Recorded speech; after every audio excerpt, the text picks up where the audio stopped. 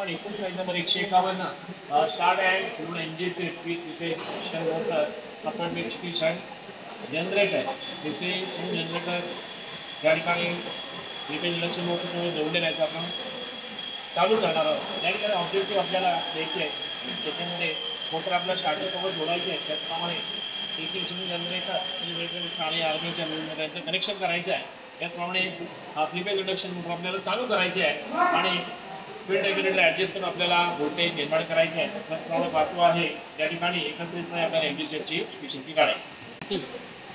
MG सेटचा panel board आहे, त्याचप्रमाणे या ठिकाणी पॉवर फॅक्टर मीटर आपण जोडलेला आहे, जो आपल्याला मोटरचा पॉवर फॅक्टर दाखवेल जोडल्यानंतर। त्याचप्रमाणे या ठिकाणी शंट जनरेटर हा स्क्विरल केज इंडक्शन मोटरसोबत कपल केलेला आहे आणि त्या दोघांचंही जे कनेक्शन आहे ते कनेक्शन आपण या पॅनलसोबत या ठिकाणी केलेलं आहे। सर्किट डायग्रामनुसार आपण त्या ठिकाणी कनेक्शन केलेलं आहे पॅनल आणि एमजी सेटचं।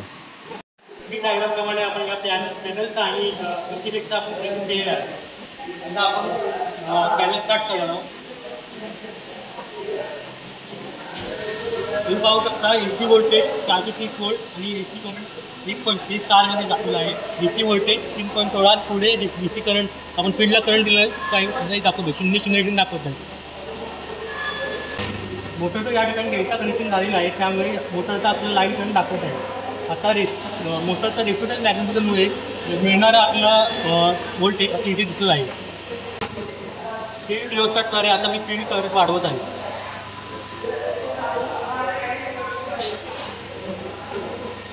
फील्ड रिओस्टॅटद्वारे मी जनरेटरचं व्होल्टेज 220 व्होल्टवर सेट केलेलं आहे आणि डीसी शंट जनरेटरबरोबर रेजिस्टिव्ह लोड जोडलेला आहे। मी जनरेटरवर लोड जोडत आहे।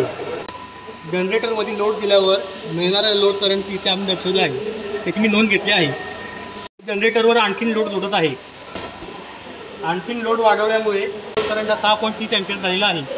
शंट जनरेटरची आउटपुट कॅपॅसिटी 2.5 kW आणि कर्मिटर करंट 10 अँपिअर आहे। मी जनरेटरवरती फुल लोड कॅपॅसिटी देत आहे।